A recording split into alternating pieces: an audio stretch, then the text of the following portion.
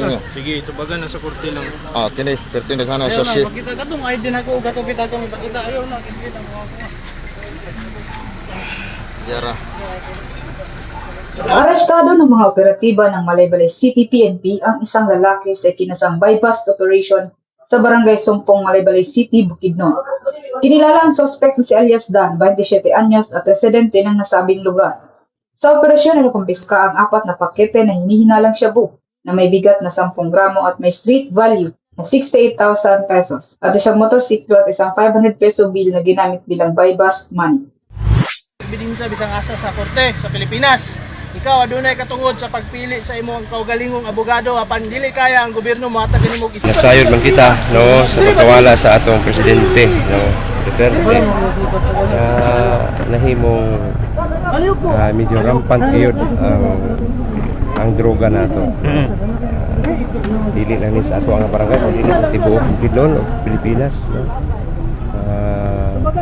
Medyo nibalik yun ang mga katawhan no, sa paghimo, sa paggamit sa mga kinadili nga droga.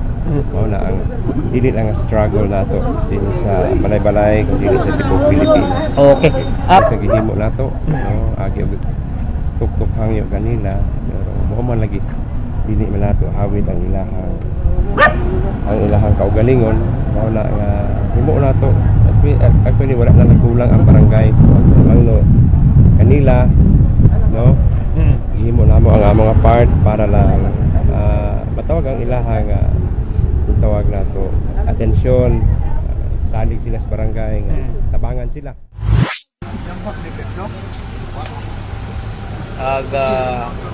Tulo ka dagko nga sasi mga tropa sa droga ga shabu. Naharap ang dalawang drug suspect sa kasong paglabag sa RA 9165 o Comprehensive Dangerous Drugs Act of 2002. Mula dito sa Police Regional Office 10, ako ang inyong Police News Network Correspondent, Patrolwoman Rina Celestine Sandrihas, alagad ng batas, taga-taguyod ng Balitang Pulis.